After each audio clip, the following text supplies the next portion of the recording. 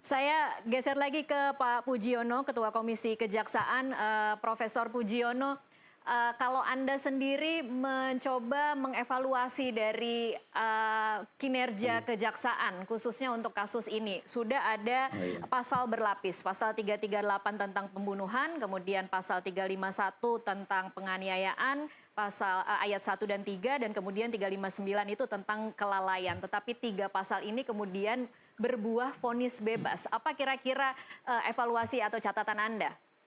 ya. Yang pertama kalau kita lihat dari materi dakwaan yang dibuat oleh teman-teman JPU, kita melihat sudah cukup berlapis ya, mulai dari pasal 338, 351 hingga 359. Hanya memang kemudian yang proses berikutnya kita menyesalkan sih beberapa alat bukti yang disajikan oleh teman-teman JPU itu tidak dilihat secara relate, secara keterkaitan oleh hakim, sehingga mengakibatkan putusan bebas itu. Nah, sebenarnya kan yang harus kita lihat bahwa ya hakim sebagai guardian of justice itu memang punya hak untuk membuat putusan, kebebasan, kemandirian dan segala macam itu dia punya.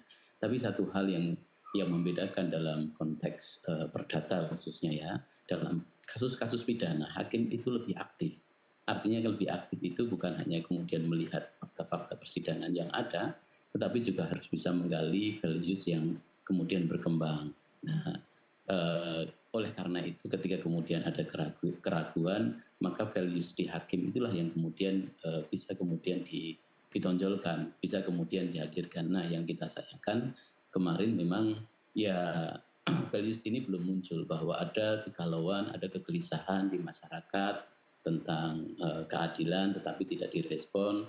Ya kecenderungannya adalah pemeriksaannya formal. Kalau formal kan tentu debatable. Nah, ini yang kita sedang siapkan adalah kita dari Komisi Kejaksaan, insya Allah besok akan mengirimkan tim untuk melakukan supervisi. Kita tidak bisa tentu masuk pada kegiatan pro justisianya, tetapi kita akan melakukan supervisi kepada teman-teman kejaksaan di Surabaya agar materi-materi memori kasasi yang kemudian dibuat memperhatikan beberapa bantahan, beberapa alat yang dibantah oleh hakim, sehingga kita bisa kemudian mengkonter bantahan-bantahan itu. Sehingga satu itu, yang kedua juga eh, yang kita mau hadirkan adalah salah satu yang kita ingin dorong ya di kejaksaan itu adalah untuk kemudian ketika membuat memori kasasi adalah soal tanggung jawab. Jadi yang agak lalai, agak luput hakim kemarin akan melihat ini tanggung jawab siapa, seolah-olah kan kemudian ketika bahwa apa namanya